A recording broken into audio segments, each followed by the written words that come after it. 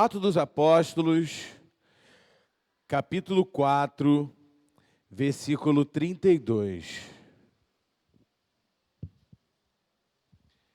Atos dos Apóstolos, capítulo 4, versículo 32.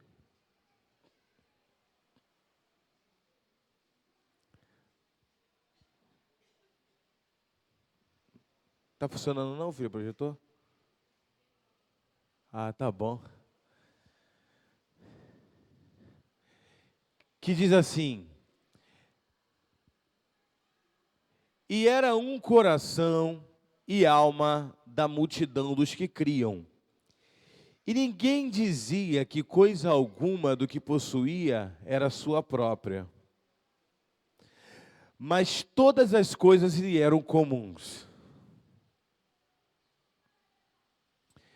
E os apóstolos davam com grande poder testemunho da ressurreição do Senhor Jesus, e todos eles haviam abundante graça. Não havia, pois, entre eles necessitado algum, porque todos os que possuíam herdades ou casas, vendendo-as, traziam o preço do que fora vendido e o depositavam aos pés dos apóstolos.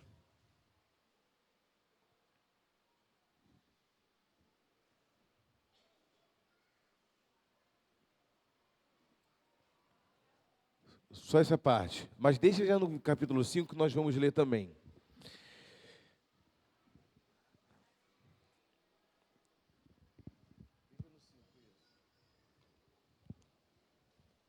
Deixa eu ler na minha versão aqui.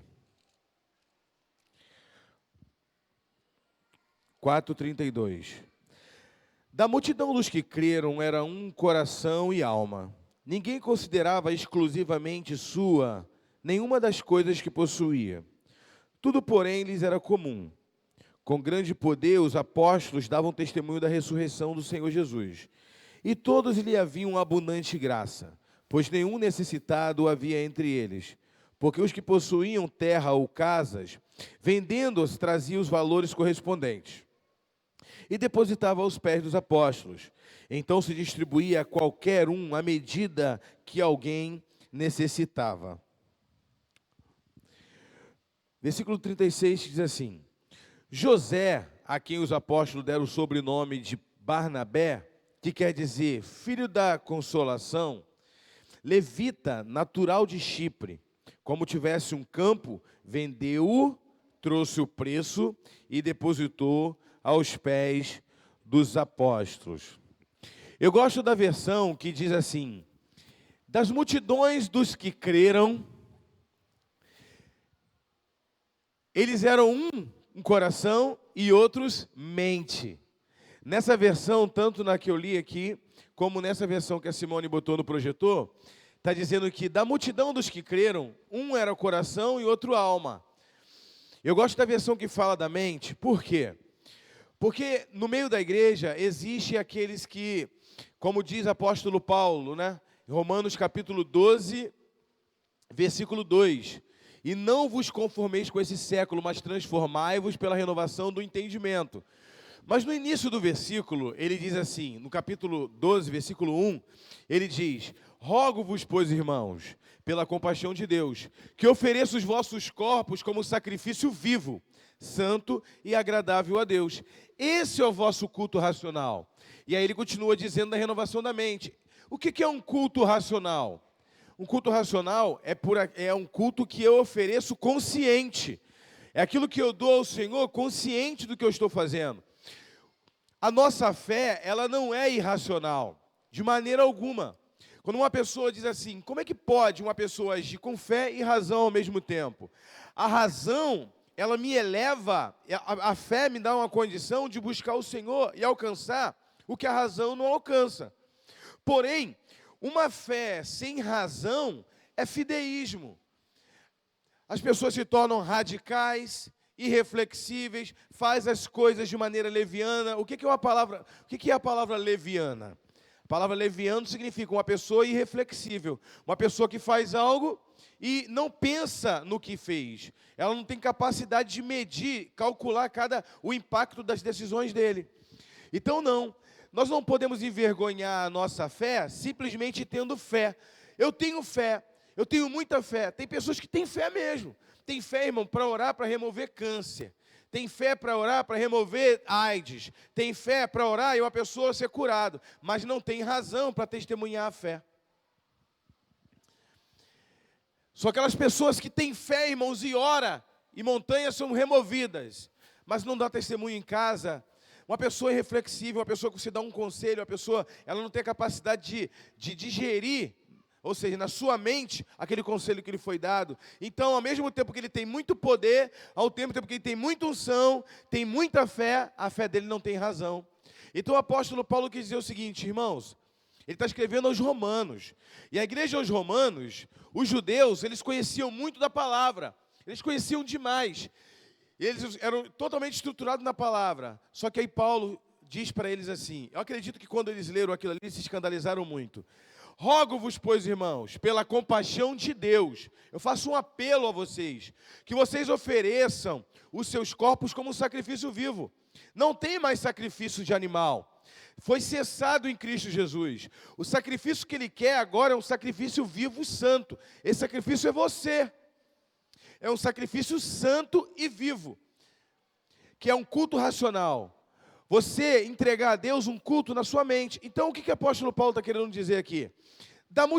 O que os apóstolos, Lucas escreveu, da multidão dos que creram, uns eram coração e outros eram mente. Sempre existiu pessoas muito mais afetivas, sempre existiu pessoas muito mais emocionais, mas também sempre existiu pessoas mais pensantes, que não esboçam tanta fé, mas traz um equilíbrio para a fé. Essas pessoas, as que pensam mais, elas parecem ser mais frias, porém, há um equilíbrio no meio da igreja. Quando você chega, por exemplo, num hospital, para poder pregar, hoje em dia, só capelão que pode entrar. Você não pode mais fazer uma visita, porque tem uma pessoa faz um curso de capelania, ali no curso ele sai respaldado para visitar no hospital. Ensina que não pode orar em voz alta, tem que respeitar os doentes que têm horário para dormir, de tomar medicamento ou medicação. Tem toda uma restrição. Então você quer falar em línguas, você fala na sua igreja. Aqui, faz uma oração segurando na mão do crente, bem devagarinho, só para o doente ouvir, não é para o hospital todo ouvir. Existe toda uma sequência de protocolo, que o racional vai obedecer, mas aquele que só age no coração não vai obedecer. Sabe o que ele vai dizer? Ele vai dizer o seguinte: é melhor obedecer a Deus do que obedecer a homem. Vai entrar no hospital, aí o diretor do hospital, oração não pode fazer mais aqui no hospital, está proibido. Falta de sabedoria. E aí, se você exortar uma pessoa como essa, se você der um direcionamento a uma pessoa como essa, ela vai dizer, para trás de mim, Satanás. Ainda vai querer te ofender, dizendo que você é endemoniado. Se você chegar para uma pessoa dessa e falar assim, minha senhora, tem uma pessoa com câncer ali em estado terminal. Ela está dormindo, porque quando ela está acordada, ela só sente dor. Ela só para de sentir dor quando ela está dormindo. A senhora pode deixar ela dormir? Os seus gritos acordaram ela. Você acha que está agradando Deus? Uma pessoa que ela dá um culto racional, ela submete a regras. Ela chega ali e ela é inteira a aprender. Ela não age só coração. Então a multidão era uns que agiam de coração e outros de mente. Mas todos estavam envolvidos pela graça de Deus. Quem está entendendo, irmãos? A fé autêntica é aquela que o coração é o motor que me faz andar. A mente dá direcionamento para eu não só simplesmente andar, mas eu saber onde eu vou chegar. Então, Deus nos dá sabedoria para renovar a nossa mente, para alcançarmos um objetivo. É muito lindo a fé, quando Davi diz assim, alegrei-me quando me disseram, vamos à casa do Senhor. Isso é fé, um coração. Ame o Senhor. Tem um outro versículo que diz assim, Shema Israel, Adonai Eloheinu, Adonai Echad. Ouve Israel, o Senhor teu Deus é o único Senhor. Deuteronômio capítulo 6, e continua dizendo: ame o Senhor teu Deus de toda a sua força, de todo o seu coração e de toda a sua alma, de todo o seu entendimento, sua mente. Então não basta, Deus ele exigiu, primeiro mandamento, ele exigiu: ame o Senhor teu Deus de todo o coração, ou seja, coloque o teu coração em Deus. Mas ele disse também: ame o Senhor teu Deus de todo o coração e de todo o seu entendimento. Porque uma pessoa, quando ela é emotiva para o bem, ela é emotiva para o mal também. Da mesma forma que ela comete um erro aqui, daqui a pouco ela pecou, ela traiu, ela enganou, aí daqui a pouco ele chega chorando: por favor, me perdoa, eu te traí, eu me enganei, mas eu te amo. E aí daqui a pouco ele ama demais a pessoa, daqui a pouco ao mesmo tempo ele trai, ele se leva por emoção. E aí chega uma hora que a pessoa fala assim: vem cá, você se mostra tanto que me ama tanto, não é isso? Mas você me ama tanto como você parece que você me odeia, quando você faz essas coisas comigo. Então agora eu não quero mais saber o que você sente, eu quero saber o que você faz. O que vale para mim é o que você faz. Porque o que você sente, para mim, não compensa como mais nada. Porque o que você sente está no teu coração, mas o que você faz eu estou vendo. Eu não quero te julgar o que está no seu coração, mas a partir de hoje, eu só vou observar você naquilo que você faz. As suas obras vão dizer quem você é, o que você é. Deus avalia o coração do homem. Embora Jesus, ele usou um versículo que Isaías tinha falado, né? Esse povo me adora em vão, porque eles me honram com os lábios, mas o seu coração está longe de mim. É claro que eu, apóstolo Davi Mouta, não tenho a capacidade de discernir pessoas.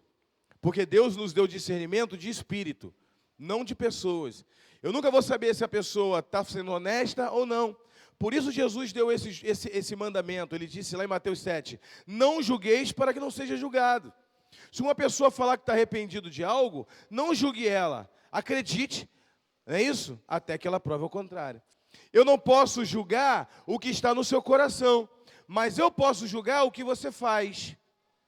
O que você faz de errado for condenável, digno de juízo, eu vou julgar o que você faz. Eu não posso julgar a intenção do seu coração. Quem está entendendo?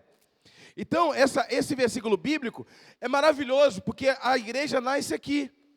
A igreja nasce aqui antes e depois desse capítulo, vamos dizer assim, a igreja nasce aqui em Atos dos Apóstolos. A igreja de Atos dos Apóstolos é uma igreja, o livro de Atos dos Apóstolos é tão impressionante, mas tão maravilhoso, que ele não tem final, ele acaba sem pé, sem cabeça.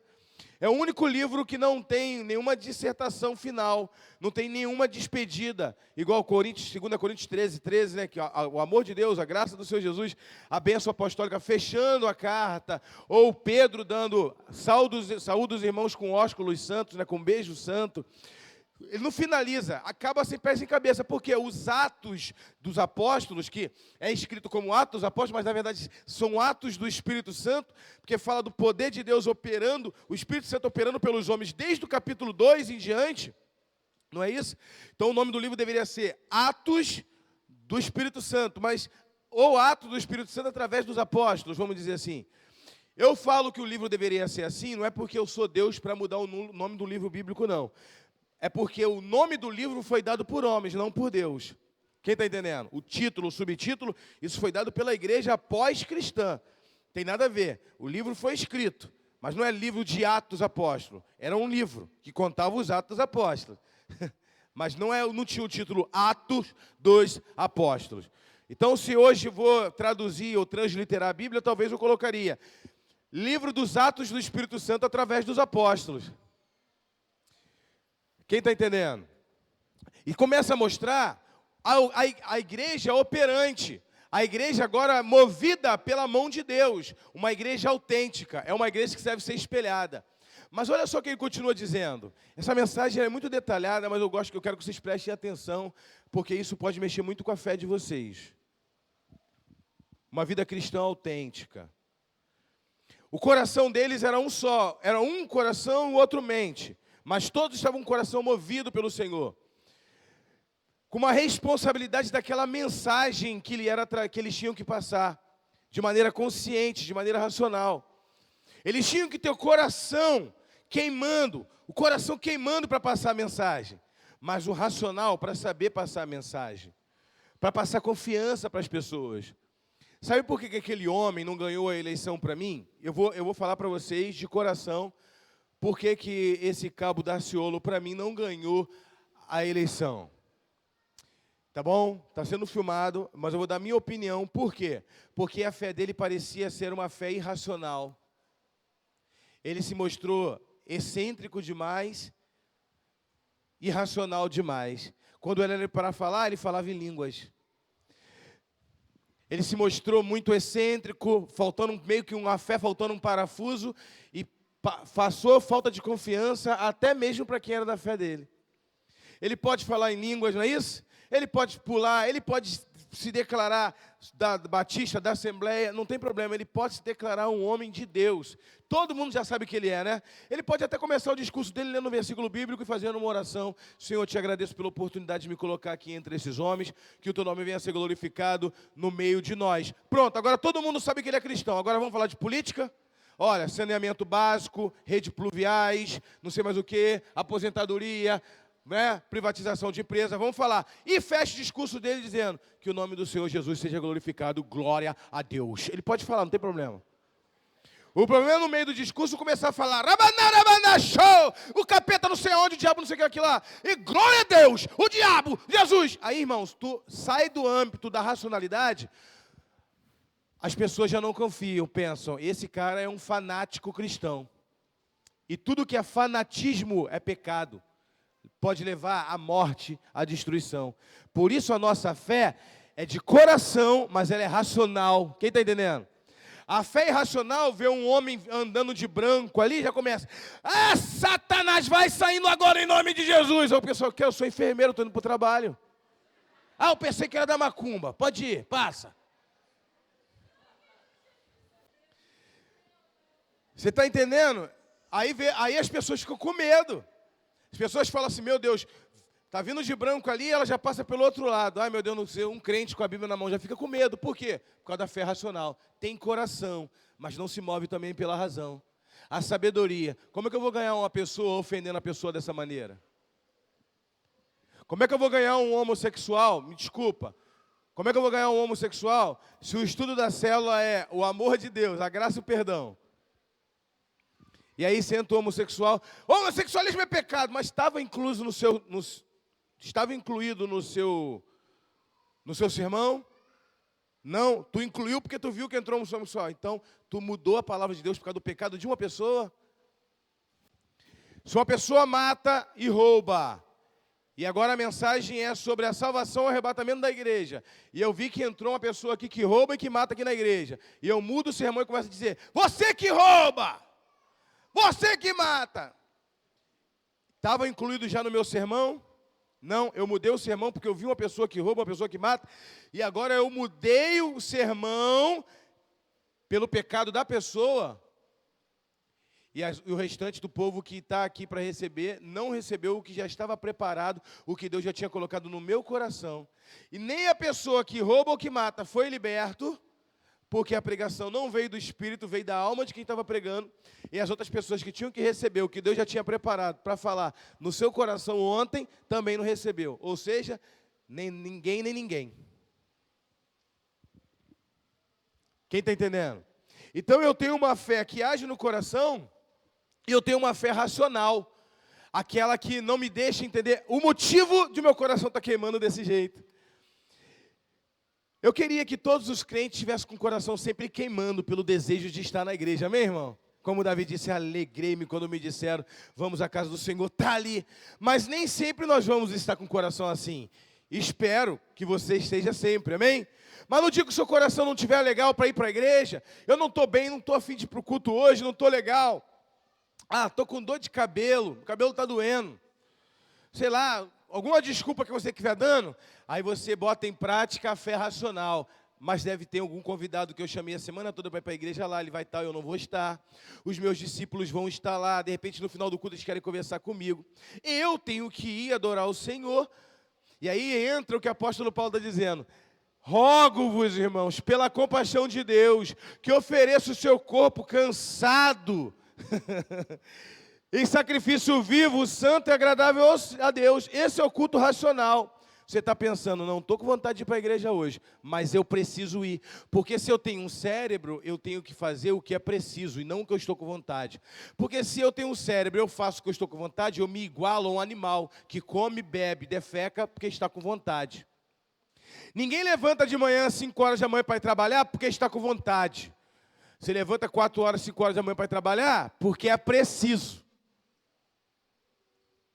Porque é vontade de você querer ficar na cama dormindo. Mas aí você é um ser racional. E aí você pensa, quer saber? Não vou levantar coisíssima nenhuma. Eu vou ficar deitado. Quando o soneca toca a segunda vez, entre esse espaço de 5 minutos, já pensou, tem que pagar a conta semana que vem, tem que pagar aluguel, colégio da criança. Quer saber? A vontade de ficar em casa passou. Quero ir embora, quero ir trabalhar. Mas sabe por quê? Porque Deus te deu um cérebro. Tu sabe que se você deixar a vontade de falar mais alto, você fala, tu tá com vontade de ficar até mais tarde na cama? Pode ficar, criança. Um beijinho nas crianças. Fica. Só que mais tarde tu passa no departamento pessoal que você vai ser mandado embora, tá? E a fila do desemprego tá grande. E aí você pensa em tudo, naqueles 5 minutos passa o mundo na tua cabeça. É ou não é? E aí tu começa a pensar e tu vai. Mas tu foi porque tu quis? Tu foi porque você é um ser racional. Só que as pessoas pensam assim, se eu não for na igreja hoje, ou não der cela hoje, eu não estou com vontade, não vai me acontecer nada. Se eu não for trabalhar, eu perco o emprego. Se eu não for num compromisso, a pessoa não vai confiar mais em mim. Mas se eu não for para a igreja, Deus está sempre de braços abertos para mim. E está mesmo, sempre. Mas confiar em você, neca de catipiriba. Se o teu patrão te manda embora porque ele não pode confiar em você, e o teu patrão produz coisas terrenas, como as coisas que o teu patrão produz vão ficar aqui nessa terra? Se o que o reino de Deus produz são coisas eternas, como é que Deus vai confiar em você? Um patrão tão exigente como ele. Como pai, irmão, ele deixa você dormir até tarde. Dorme até meio-dia, meu denguinho, vai. Papai está aqui. Mas como patrão, como aquele financiador, aquele que te deu o teu emprego, aquele que financiou a sua vida financeira, que tem te confiado coisas, ele é mais exigente do que qualquer outro. E aí que entra o versículo de apóstolo Paulo, quando ele diz, ofereça o seu corpo como sacrifício vivo, para que você não venha morrer por aquilo que você não quis sacrificar. E aí todos vinham e traziam. O que eu quero dizer com isso, apóstolo? Que a fé autêntica é aquela que dá tudo. A fé autêntica é uma fé que afeta o outro. A fé autêntica é aquela que é afetiva, que afeta, que é afetiva, que mostra afeto. É uma fé pura. Todos eles traziam tudo o que tinham, ninguém considerava nada. E aí, antes que traga polêmica, eu vou explicar um pouco sobre isso também, amém? Todos vendiam tudo o que tinham e entregava nos pés dos apóstolos, para a administração. E ninguém considerava o que tem como dele. Ninguém considerava o que ele tem como dele. Mas entregava para a administração eclesiástica, entregava dos apóstolos. Sabe qual é o nome disso? Socialismo, não é isso? O socialismo se baseia nisso. Todo mundo pega tudo e confia e divide igualmente para todo mundo, não é isso? Nós vivemos num país capitalista. Hoje nós vivemos num país capitalista. Mas entenda todo um contexto de igreja. Deus não estava trabalhando um socialismo ali. O que Jesus estava trabalhando? A unidade de um povo que estava vivendo uma igreja perseguida.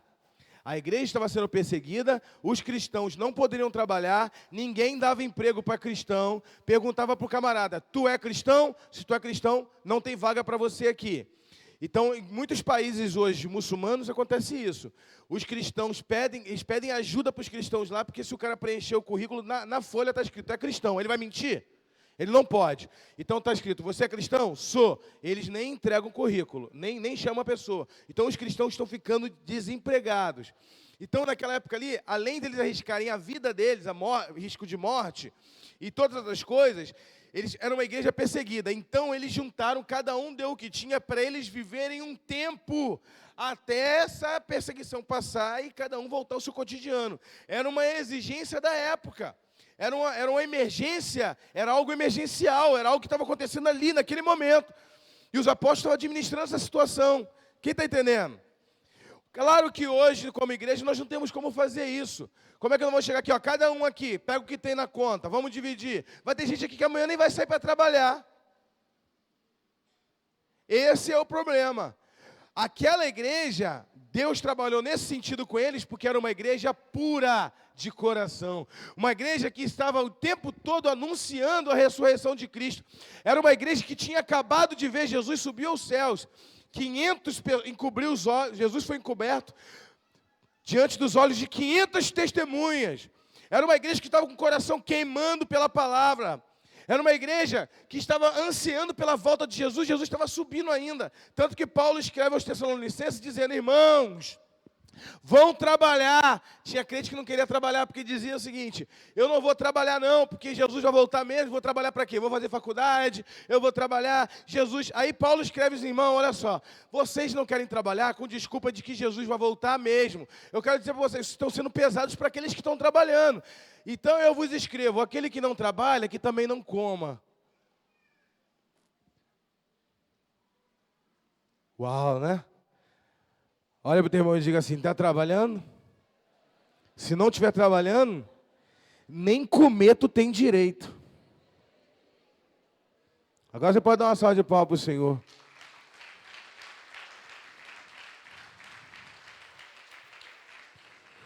Por isso, um filho, um adolescente, não é trabalhar igual escravo dentro de casa, não. Mas tem que ter uma obrigação. Tem que fazer alguma coisa dentro de casa. Que aquele que não trabalha, que também não coma. Quem tem filho adolescente, aí pode dar uma salva de palmas para o Senhor.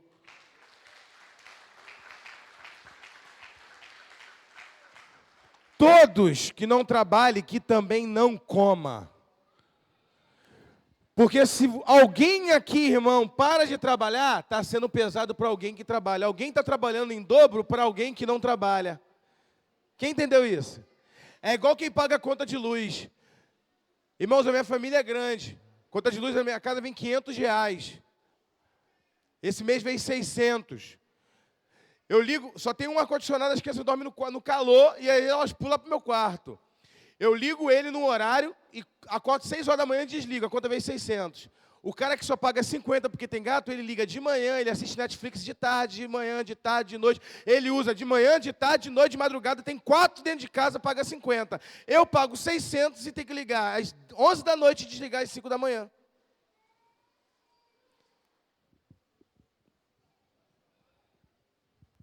Quem está entendendo? Entendeu? Só que uma pessoa que faz um negócio desse, ele acha que está oculto. Mas existe um Deus que está dizendo o seguinte: eu vejo todas as coisas. Quem é honesto paga em dobro pela desonestidade dos outros. Mas um dia eu manifestarei a minha justiça e tudo que está encoberto será revelado.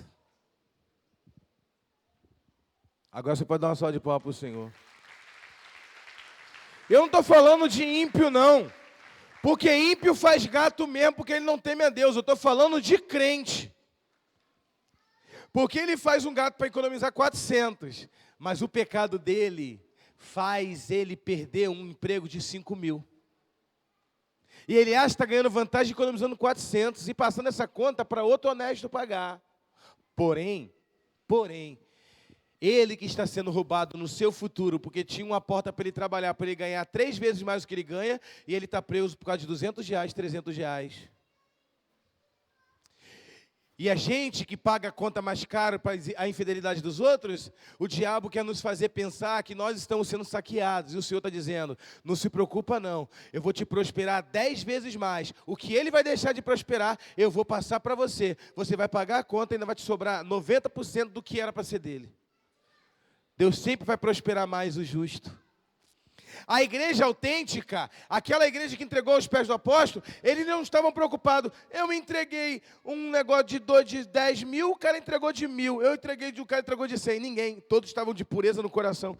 Todos estavam inteiros. Quem está entendendo?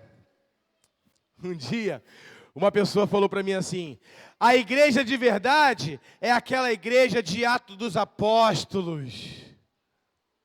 Igreja de Atos dos Apóstolos, irmão, não entregava 10% não, entregava tudo. E entregava tudo para o governo, para a autoridade do apóstolo. Imagina tu pegar o teu salário todo, você, e entregar aqui para eu administrar. A igreja de hoje entrega 10%. Tem gente que é infiel.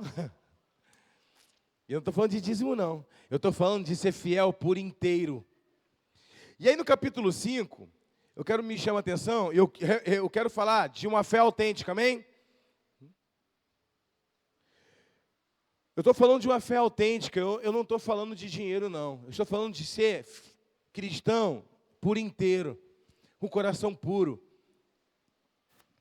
Uma fé autêntica é aquela de afeto. Sabe o que cada um fazia? Eles estavam tão extasiados pela revelação da glória de Deus, eles estavam tão extasiados pela revelação da ressurreição de Jesus, o coração deles estava tão fito nas coisas eternas, nas coisas espirituais, que eles falaram assim: se tem alguém para administrar as coisas físicas para mim, eu só quero viver para o meu Deus, quero orar, jejuar, ler a Bíblia, está tão gostoso isso aqui, eu quero viver e mergulhar na paz que o Senhor tem para mim, eu não quero nem saber quem deu menos, quem deu mais, eu quero, irmãos, viver o que eu estou vivendo hoje com Cristo. Não era uma fé maldosa, onde as pessoas falavam: será que fulano entregou? Será que não sei o que lá? E aí, para provar que nem naquela época tinha pessoas assim, capítulo 5 de Atos dos Apóstolos diz assim: entretanto, um homem chamado Ananias, com sua mulher Safira, vendeu uma propriedade, mas em acordo com sua mulher, reteve parte do preço e, levando o restante, depositou aos pés dos apóstolos. Então disse Pedro: Ananias, por que encheu Satanás teu coração para que mentisses ao Espírito Santo, reservando parte do valor do campo? Conservando-os, porventura, não seria teu, e vendido não estaria em seu poder? Como, pois, assentaste no coração este desígnio? Não mentistes aos homens, mas a Deus. Ouvindo essas palavras, Ananias caiu e expirou, ou seja, morreu. Sobrevindo grande temor a todos os ouvintes, e levantando-se os moços, cobriram-lhe o corpo, e levantaram e sepultaram. Quase 3 horas depois, entrou a mulher de Ananias, não sabendo o que ocorrera. Então Pedro, dirigindo-se a ela, perguntou-lhe: dize-me, vendeste portanto aquela terra? Ela respondeu: sim, portanto. Respondeu-lhe Pedro: por que entrastes em acordo para tentar o Espírito do Senhor? Eis aí a porta aos pés dos que sepultaram o seu marido, e eles também te levarão. No mesmo instante, caiu ela aos pés de Pedro e expirou. Entrando os moços, acharam-na morta, e levando-a, sepultaram-na junto do seu marido. E sobreveio grande temor a toda a igreja, e todos os quantos ouviram a notícia desses acontecimentos. Sabe em que momento da história da fé cristã aconteceu isso? Na nossa era cristã. Jesus, Atos dos Apóstolos, capítulo 1, conta a história de Jesus, né? Que está andando 40 dias no meio do povo, ensinando sobre o reino de Deus. Jesus sobe aos céus. Atos dos Apóstolos, capítulo 9, fala de Paulo, Saulo, sendo se convertido no caminho de Damasco. Ou seja, Jesus já tinha morrido, era a igreja ressurreta. Ou seja, o mesmo poder, a mesma presença, a mesma intimidade que Deus mostrou para eles ali, Ele pode mostrar agora, nesses dias. Porque é uma igreja pós-Antigo Testamento, uma igreja do Novo Testamento. E Jesus já tinha ressuscitado. Quem está entendendo? Olha o que acontece. Eles chegam e Pedro diz: quanto que você entregou isso aí? Quanto que você vendeu isso? Ao invés de, portanto, por que, Ananias? Você deixou o diabo, Satanás, encher teu coração para você mentir. A propriedade não estava contigo, o valor não era seu, o dinheiro não estava contigo, por que tu só entregou a metade? Veja que eu não estou falando de dinheiro aqui, eu estou falando de pessoas que eles querem se entregar por metade, em parte, e receber ao todo. As pessoas querem ser a metade compromissado com Deus e querem colher todos os benefícios de um cristão, como se ele fosse totalmente comprometido com Deus. Sendo que o compromisso dele é pela metade, mas ele quer participar do todo. Sabe por que que Ananias, ele queria participar da comunidade da fé? E ele sabia que ali, quem estava instaurando aquele reino, era o Messias. E ele sabe muito bem do que um homem tem direito de participar do reino estabelecido pelo Messias. Ele sabia, ele viu os sinais, ele viu a ousadia que se pregava a palavra, ele queria participar. Então ele entregou a metade, porque ele falou, se eu não entregar nada, todo mundo vai dizer, ele não entregou nada, e amanhã depois esse reino prospera, esse reino cresce, vão me excluir dele. Eu quero participar, mas eu vou participar dessa maneira, entregando a metade. Ele tinha o direito de não participar.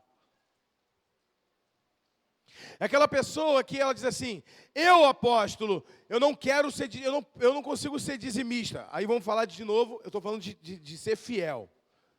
Eu não consigo ser dizimista. Mas senta na cadeira que foi comprada pelo dizimista.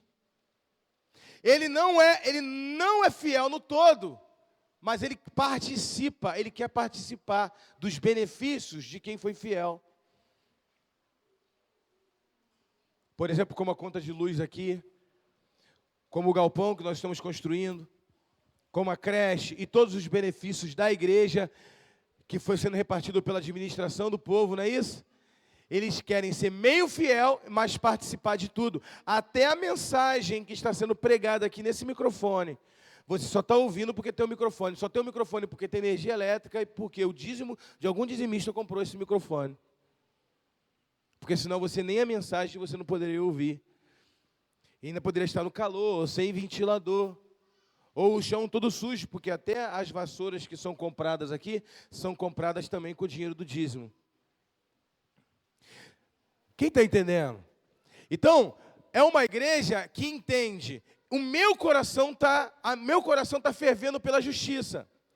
Eles entregavam a administração aos apóstolos, porque sabia que não ia faltar nada.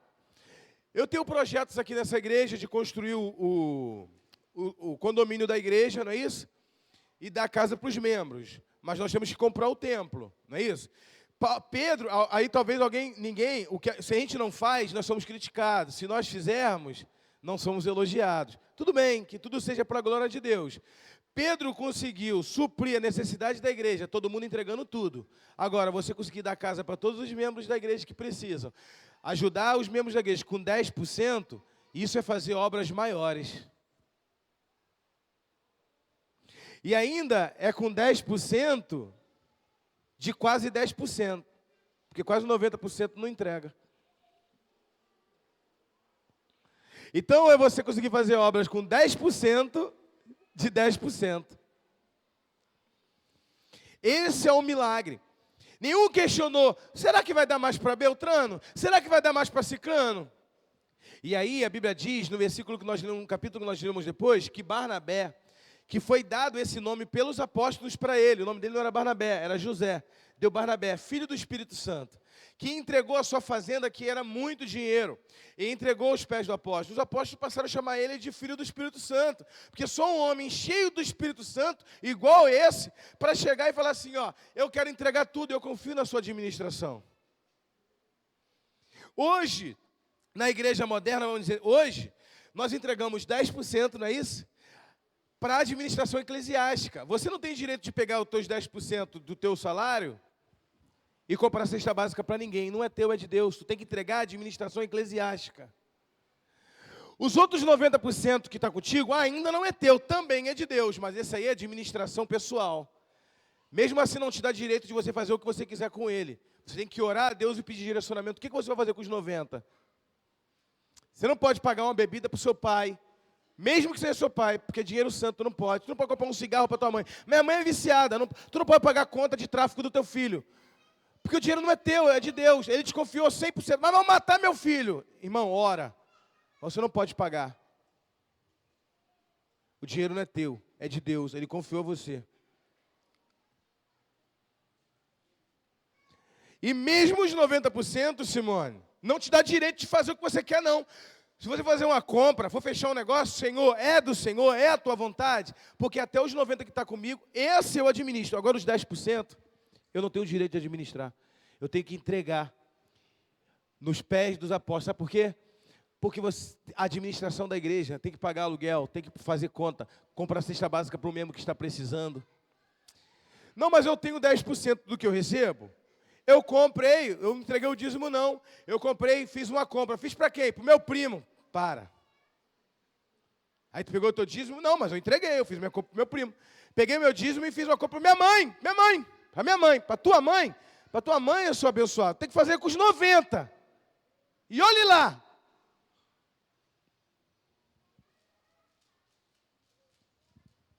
Mas a pessoa, ela olha e ela entende o seguinte: eu, apóstolo, eu acho assim. Não, não é o que você acha. A igreja que tem um coração puro, ela está com desejo de obedecer. Quando eu falo olhe lá, não é que você não tem que ajudar sua mãe, não. Tem que ajudar. Amém, irmãos?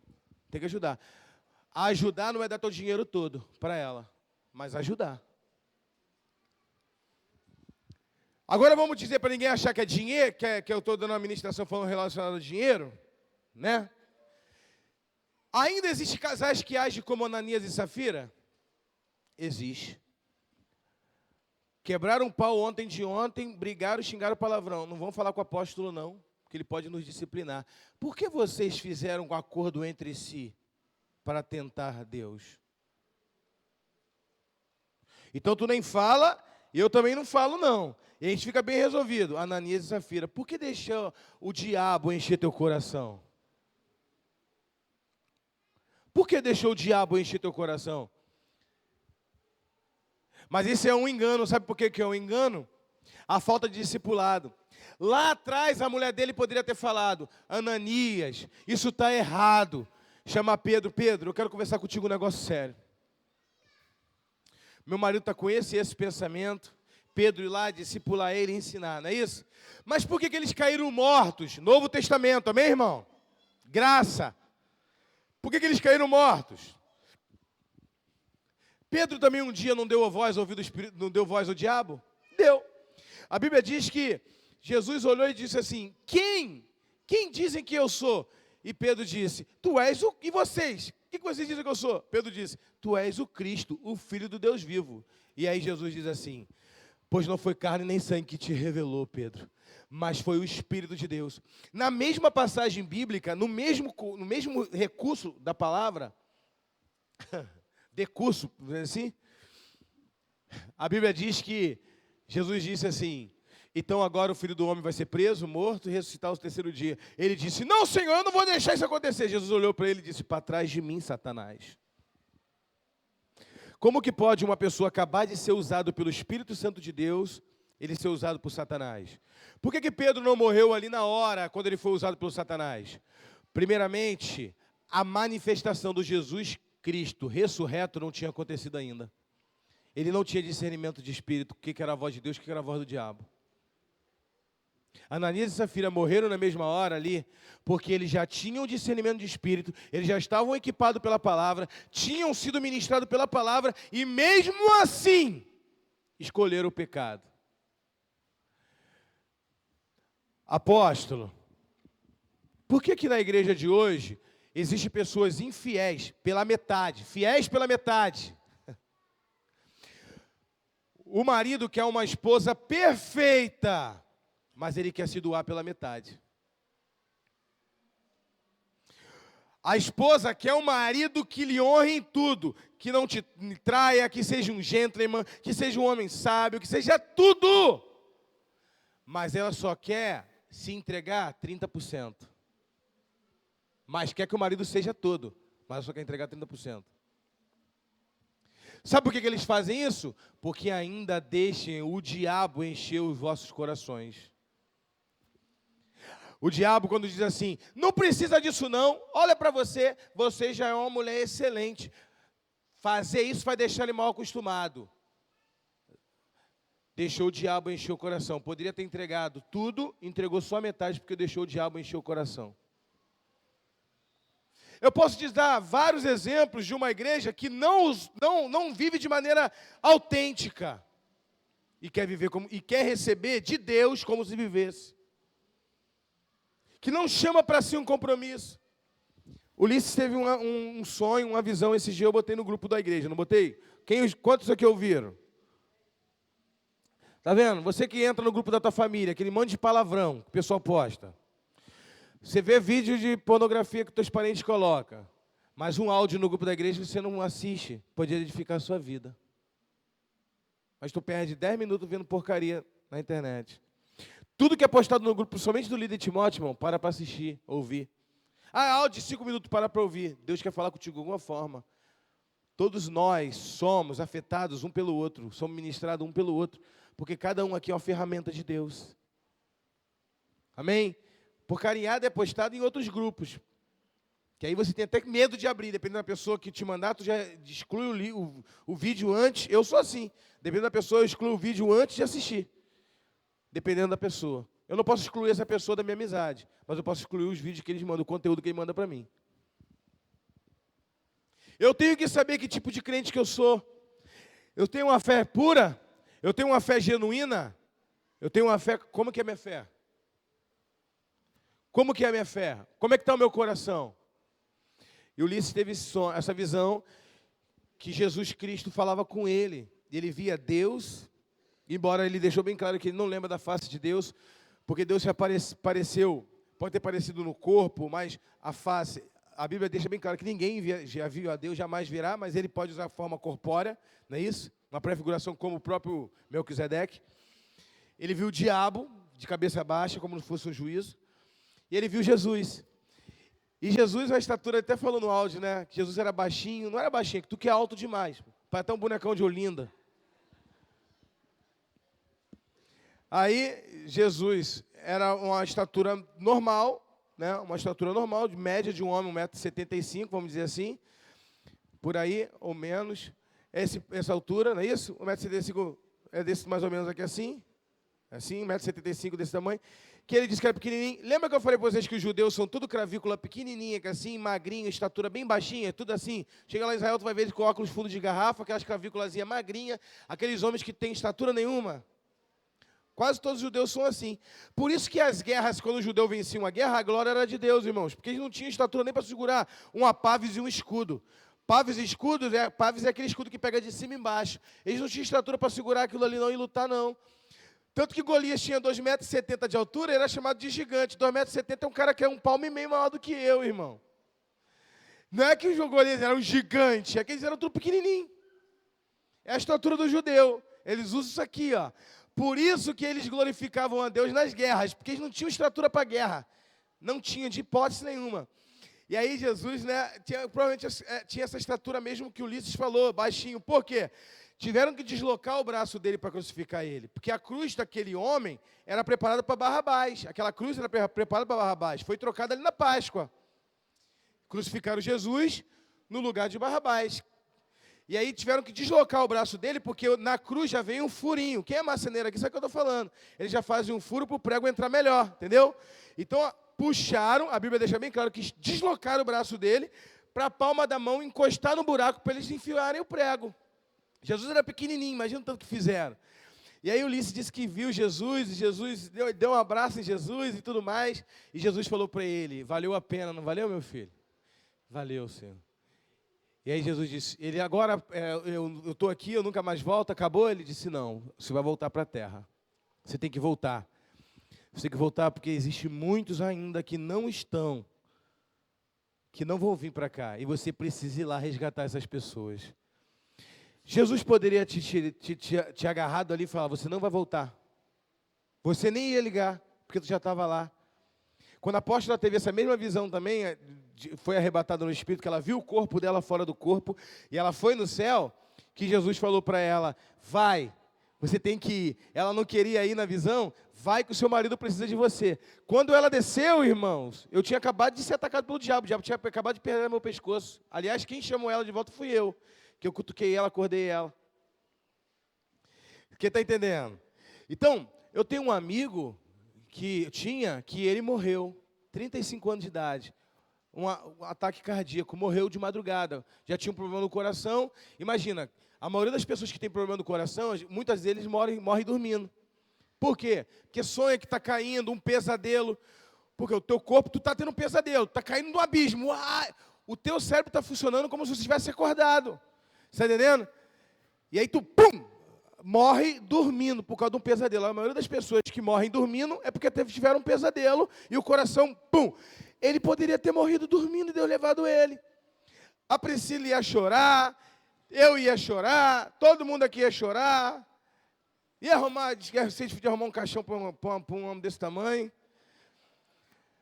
Mas todo mundo ia ficar chorando aqui, não iria? Mas ele ia estar lá tranquilão nos braços do Senhor. Senhor, não vou te levar não, vai voltar não, tu vai ficar aqui. Ele nem ia reclamar, iria? Mas Jesus quis dizer o seguinte para ele: eu poderia muito bem te tomar para mim agora. A tua vida é minha e tu já está aqui comigo. Mas você vai voltar para lá porque você tem um propósito. Teu propósito não é ficar mais um pouquinho na terra. Teu propósito é ganhar aqueles perdidos. Porque se não for para ganhar, eu já te deixaria aqui comigo aqui mesmo. Essa é a igreja. Por que Jesus nos dá essas visões? Por que Jesus nos leva a ter intimidade com Ele? Para que nosso coração venha queimar pelo evangelho genuíno, que a nossa vida não é nessa terra. Eu não tenho que também sair dando tudo que eu tenho, botar aos pés dos apóstolos, nada disso, porque hoje a realidade é diferente. O pessoal estava todos em um só coração e mente. Eles tinham acabado de ter uma experiência muito forte com o cristianismo. O coração deles estava queimando. E nenhum deles estavam ali querendo se aproveitar um do outro. Os únicos que estavam querendo se aproveitar, Deus puniu na hora para não contaminar a igreja, que foi Ananias e Safira. Separou. Hoje, se Jesus for fazer todo mundo que tem atitude de Ananias e Safira, muita gente aqui vai morrer na hora. Só que por que Jesus hoje não faz? Porque até aquelas pessoas que já eram para morrer agora por entregar a sua vida à fé pela metade, ele hoje entrega a fé pela metade, mas através dele, ele é religioso, ele é mentiroso, ele não faz nada direito, ele mente, ele vê pornografia, mas uma hora ele traz um membro para a igreja, o convidado se converte, vira um pastor e ele mesmo está indo para o inferno. Então, existe hoje, o Espírito Santo, eu acredito que, isso é uma ideia minha, ele dá corda para o crente, esperando que o crente se converta de verdade, mas também que através desse crente ele possa trazer frutos, pelo investimento que lhe foi dado. Mulheres que são meio infiéis, ganham o marido se torna fiel. O marido fica sedento, quer subir monte, quer orar, quer jejuar, e a mulher já vai aonde? Já vai? Vai com quem? Está onde? Vai aonde? Vai fazer o quê? Começa a perturbar a orelha do cara. Ela é meia fiel, gerou um cara que é totalmente fiel. Só, irmãos, que sempre estarão diante de nós aqueles que sepultaram Ananias e Safira. Ninguém pode atrapalhar o mover de Deus e o processo de Deus. Por isso, continue com o seu coração puro. Entregue a Deus o que é de Deus. Não fique pensando, eu vou pagar a luz e meu vizinho tem gato. Deixa isso na mão do Senhor. Ninguém perde nada em ser fiel. Ninguém perde nada em contribuir e ser fiel, fazer sua parte. Porque se o diabo, irmãos, ele conseguir contaminar o meu coração, ele já danificou a minha fé. Se o diabo conseguir inserir em mim uma mentalidade, eu vou entregar meu dízimo para quê? O que aquele pastor vai fazer com o meu dinheiro? A maldade já entrou no meu coração, o diabo já conseguiu contaminar, a minha fé não é mais autêntica. A minha fé autêntica é, eu entrego. O que ele vai fazer? É problema dele. A minha parte eu fiz com Deus. Acabou. Mas quando a pessoa não tem a fé autêntica, ela já foi o coração contaminado pelo diabo, já deixou o diabo encher o coração, ele já fica cheio de questionamentos, porque na verdade, ele não quer se entregar por inteiro. Ele não quer entregar a fé dele por inteiro, ele não quer entregar o coração dele por inteiro, ele sempre quer entregar pela metade, ele não ora, ele não jejua, ele não lê a Bíblia, ele não busca a intimidade com Deus, ele não quer crescer espiritualmente, e só ataques na mente, só ataques terríveis do diabo na mente. Mas quando você libera a tua mente, irmãos, de tudo que é maligno, de tudo que é mal, por isso chegou um momento na vida de Davi, Davi tinha acabado de pecar com Betseba, ele tinha acabado de receber um decreto de morte na família dele, na casa dele, ele não se preocupou mais com quem ia morrer ou quem não ia morrer, o decreto já tinha dado. Ele escreve o Salmo, se não me engano, 51 ou 53, ele diz, Senhor, cria em mim um coração puro e um espírito inabalável. Eu pequei, eu errei, mas crie em mim um coração puro, porque a maior coisa que o diabo pode destruir na sua vida, irmãos, é tirar a pureza do seu coração. Jesus deixou bem claro quando ele disse, só os puros de coração virão a Deus.